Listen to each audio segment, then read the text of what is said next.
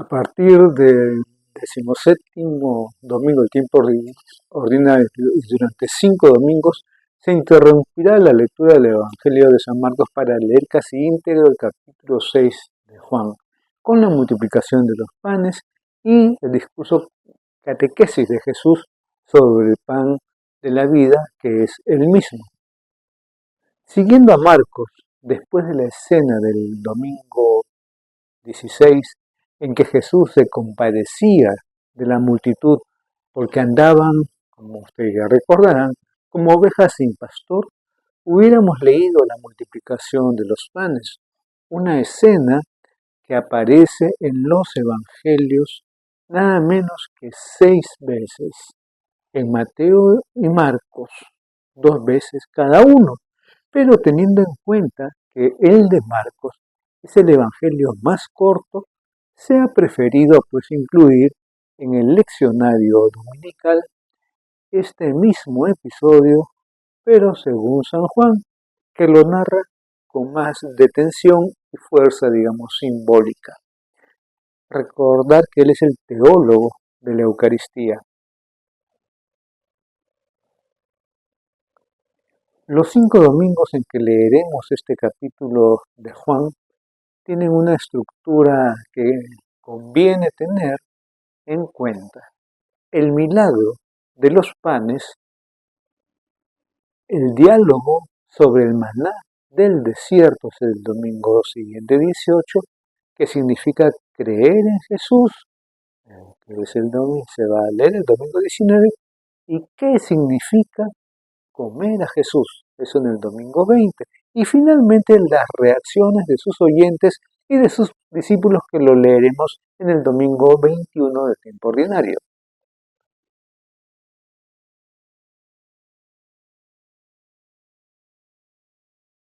Antes de escuchar la lectura del segundo libro de los Reyes, pues tengo que decirte que Eliseo, varón de Dios, es el heredero del espíritu de Elías.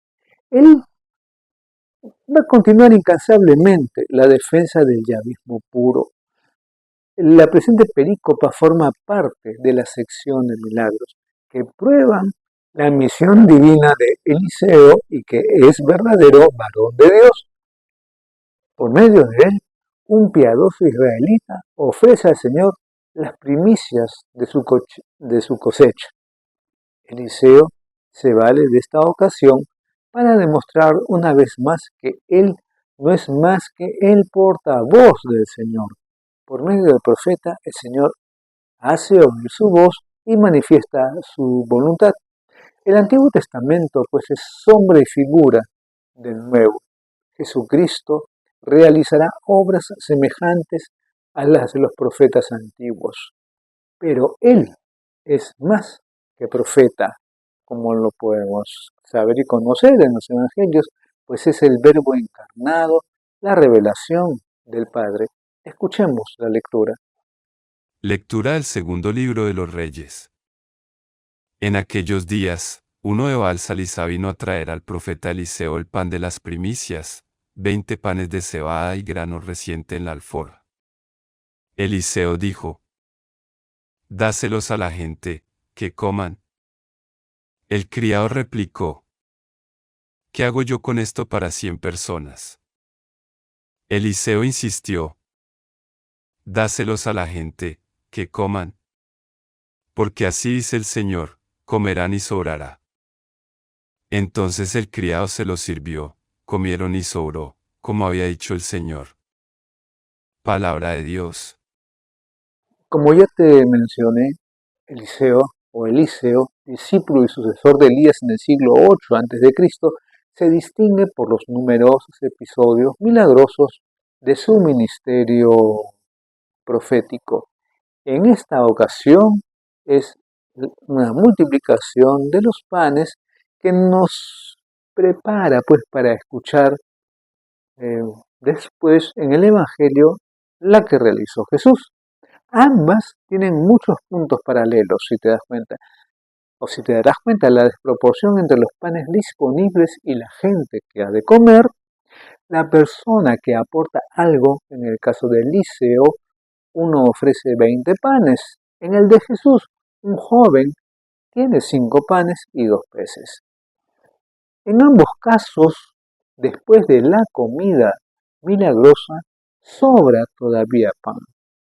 Aquí Dios promete que comerán y sobrará. Y así sucedió. En el caso de Jesús, sobraron 12 canastas de pan. Si has estado atento al Salmo, pues el salmista invita a alabar a Dios, que todas tus criaturas te den gracias, Señor, dice, porque en verdad Dios es generoso. Los ojos de todos te están aguardando, tú les das la comida a su tiempo. Y lo que se ha convertido en el estribillo de la comunidad: abres tú la mano, Señor, y sacias de favores a todo viviente. Antes de escuchar la lectura de la carta de San Pablo a los Efesios, pues tengo que comentarte que esta breve perícopa es una llamada urgente a la unidad, la vocación cristiana por la que todos hemos sido constituidos uno. Exige, pues, mantener esta unidad lograda con la muerte de Cristo. En ocasiones exigirá sacrificios. De aquí que San Pablo recuerde su situación de prisionero por la causa del Señor. Se recomiendan, por lo tanto, las llamadas virtudes sociales que regulan las relaciones existentes entre los miembros de la comunidad cristiana. Humildad, escuchar bien, mansedumbre, paciencia. Esta vinculación entre los fieles está exigida por la unidad, que es característica primordial de la Iglesia. 7 son los motivos que reseña el apóstol agrupados bajo 3 elementos. Vas a darte cuenta: la Iglesia, Cristo y el Padre. Todos formamos un solo cuerpo vivificado por un mismo espíritu, y todos abrigamos la misma y única esperanza, la herencia celestial, como lo dice el capítulo 1, versículo 14 de los Efesios.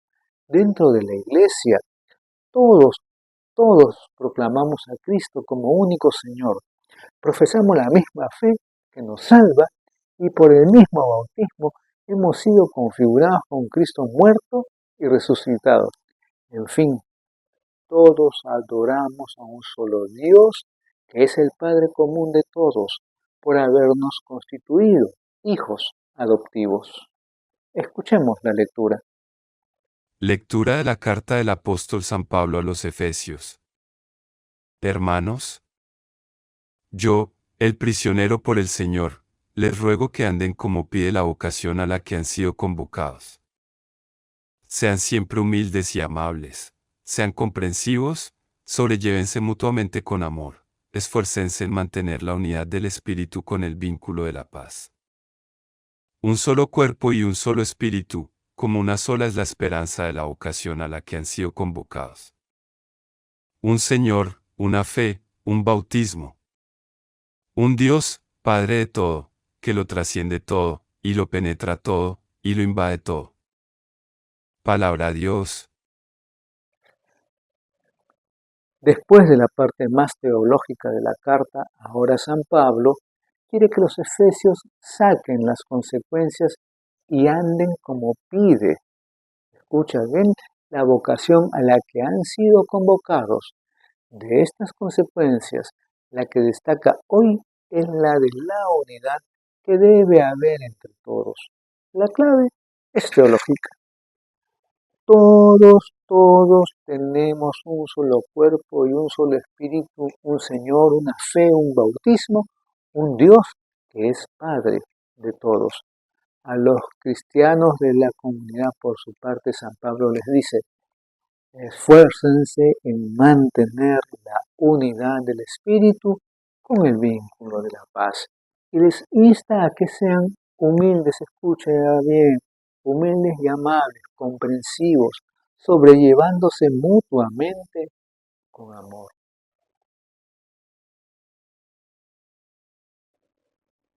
Antes de escuchar el Evangelio, te cuento que el sentido profundo y total de este signo no solo solo se descubre en el discurso que le continuará. La narración subraya la iniciativa de Jesús. Él inicia un diálogo, él soluciona la situación desesperada sin salida humana, él mismo distribuye los panes sin intermediarios. No se resalta la compasión de Jesús por la muchedumbre hambrienta, se subraya el carácter del signo. La multiplicación de los panes, te cuento, te digo, revela a Jesús como el Mesías que alimenta con el nuevo maná al nuevo pueblo de Dios en la celebración de la nueva Pascua. Asimismo, revela la abundancia de la nueva era. No hay medida, cada uno come lo que quiere, sobra una cantidad perfecta, típica, capaz de alimentar a todas las generaciones presentes y futuras. El prodigio provoca una adhesión de fe, aunque imperfecta. Escuchemos. Lectura del Santo Evangelio según San Juan. En aquel tiempo, Jesús se marchó a la otra parte del lago de Galilea, o de Tiberíades. Lo seguía mucha gente, porque habían visto los signos que hacía con los enfermos. Subió Jesús entonces a la montaña y se sentó allí con sus discípulos. Estaba cerca la Pascua, la fiesta de los judíos. Jesús entonces levantó los ojos, y al ver que acudía mucha gente, dice a Felipe: ¿Con qué compraremos panes para que coman estos? Lo decía para tentarlo, pues bien sabía lo que iba a hacer. Felipe contestó: 200 denarios de pan no bastan para que a cada uno le toque un pedazo. Uno de sus discípulos, Andrés, el hermano de Simón Pedro, le dice: Aquí hay un muchacho que tiene 5 panes de cebada y un par de peces, pero, ¿qué es eso para tantos? Jesús dijo: Digan a la gente que se siente en el suelo. Había mucha hierba en aquel sitio. Se sentaron, solo los hombres eran unos 5.000. Jesús tomó los panes, dijo la acción de gracias y los repartió a los que estaban sentados, y lo mismo todo lo que quisieron del pescado. Cuando se saciaron, dice a sus discípulos: Recojan los pedazos que han sobrado, que nada se desperdicie. Los recogieron y llenaron 12 canastas con los pedazos de los 5 panes de cebada, que sobraron a los que habían comido.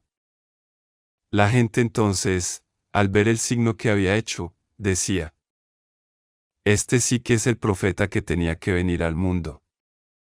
Jesús entonces, sabiendo que iban a llevárselo para proclamarlo rey, se retiró otra vez a la montaña él solo. Palabra del Señor.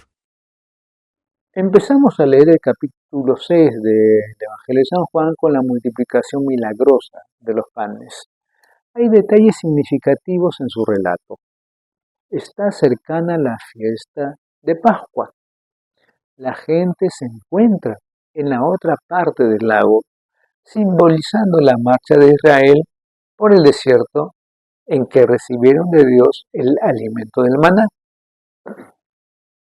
Aquí es el mismo Jesús quien reparte los panes y los peces. En los otros evangelistas son los apóstoles los que lo hacen.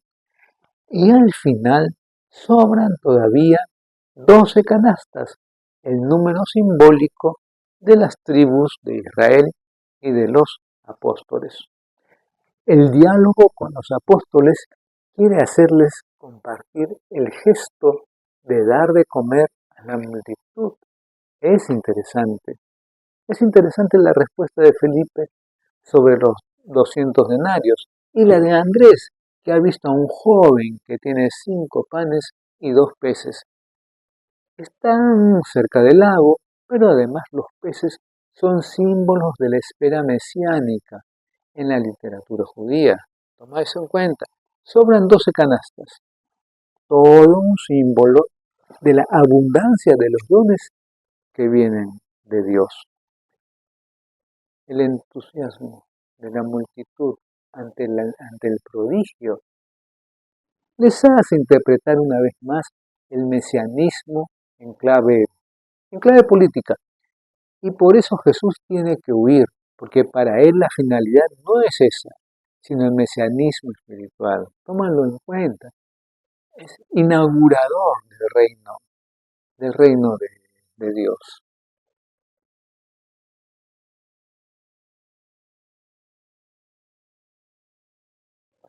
Jesús se compadece de la multitud y del hambre que esa hora pues deben tener. Por eso, además de anunciarles la palabra que viene de Dios, les multiplica también el pan material. Es una lección para sus discípulos de todos los tiempos. Pregunto, ¿no se ha dedicado la Iglesia a dar de comer a los pobres y a los más abandonados a lo largo de más de 2000 años de historia? ¿No se ha dedicado también a los enfermos? ¿No ha sabido conjugar la evangelización con la beneficencia y el cuidado material de los más pobres, completando lo que en principio pertenecería a los deberes de cada Estado? Pregunto yo. También ahora, también ahora y en ritmo creciente, el hambre es uno de los mayores problemas del mundo. ¿Cuántos millones de personas, sobre todo niños, mueren cada año de hambre?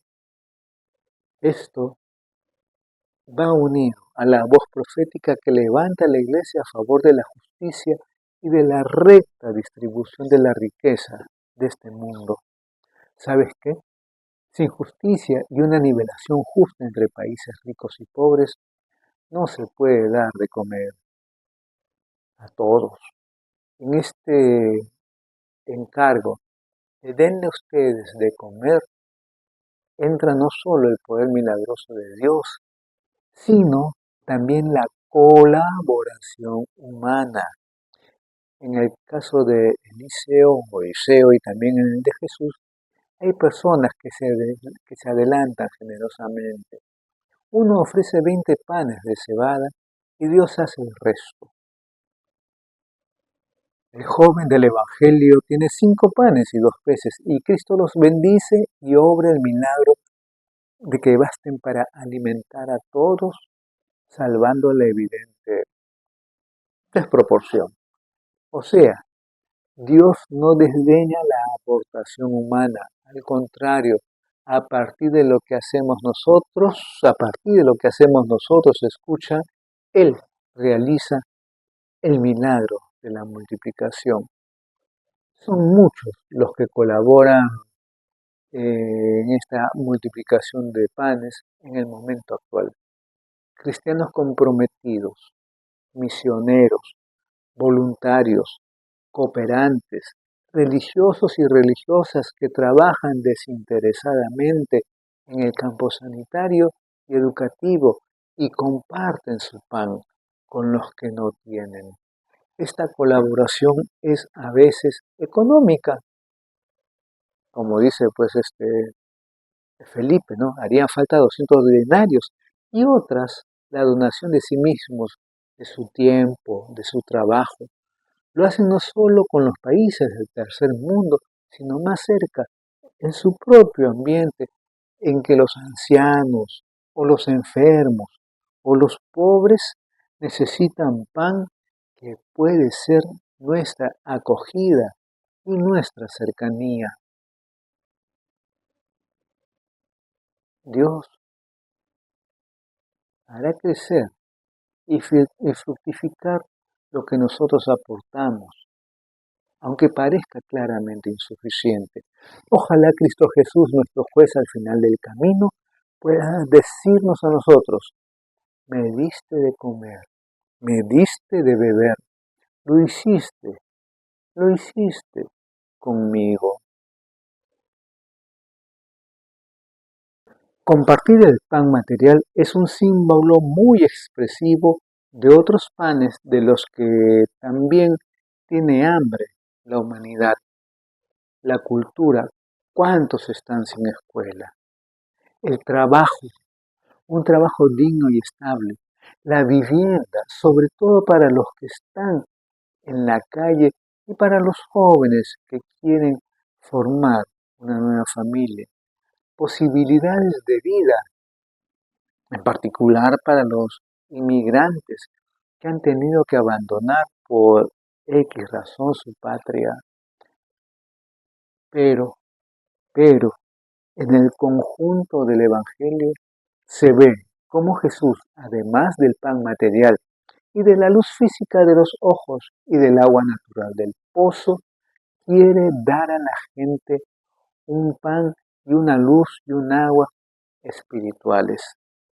Les da de comer y cura enfermos y resucita muertos, pero también y sobre todo les predica el reino, les perdona los pecados, les conduce a Dios.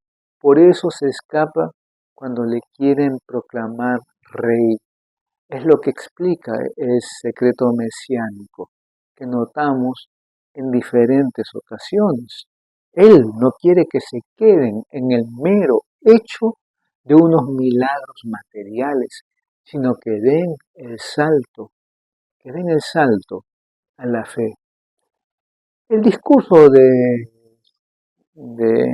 capítulo de San Juan 6 irá poco a poco conduciendo a los lectores a la comprensión más profunda del sacramento de la Eucaristía, que cuando él escribe su evangelio, hacía ya décadas que los cristianos pues celebraban.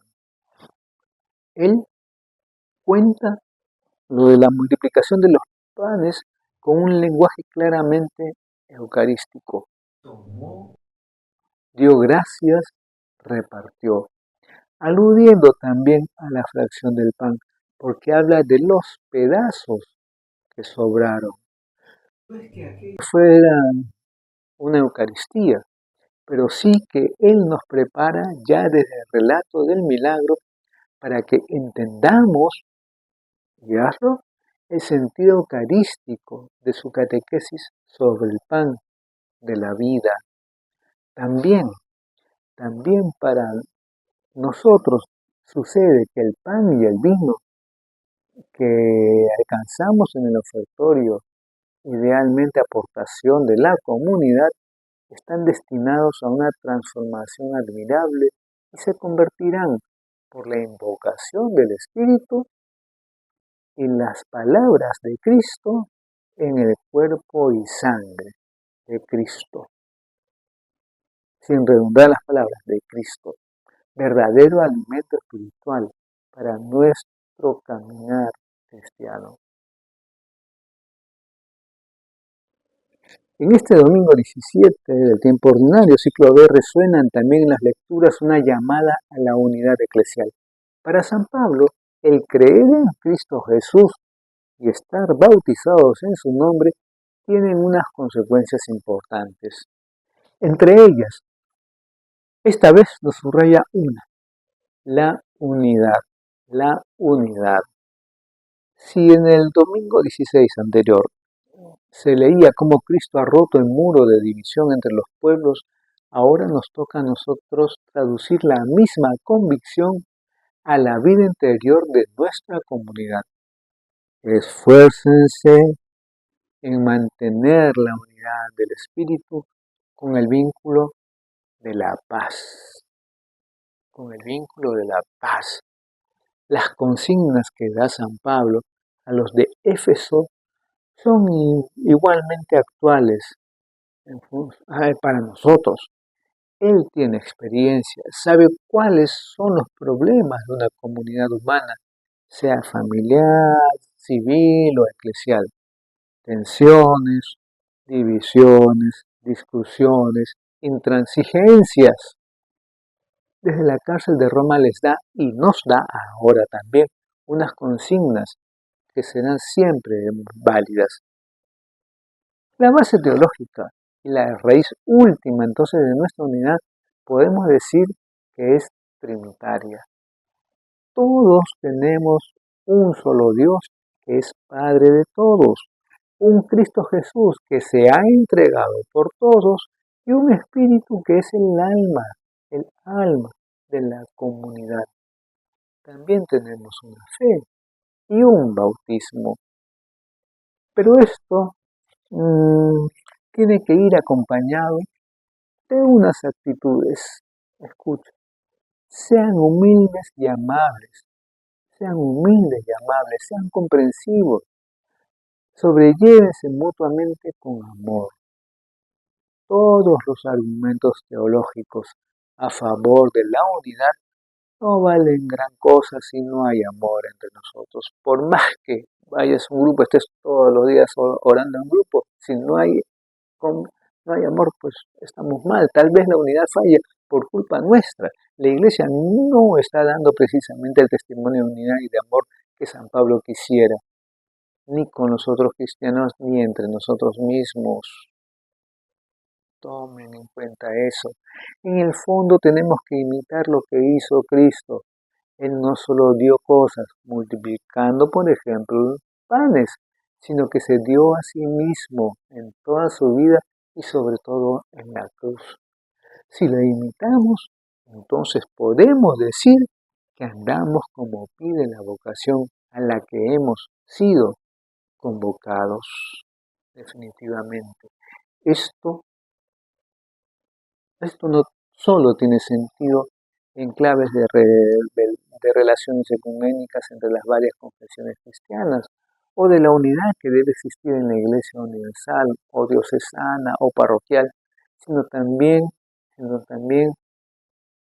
bueno, hasta en la comunidad religiosa, en una familia cristiana, en una familia cristiana.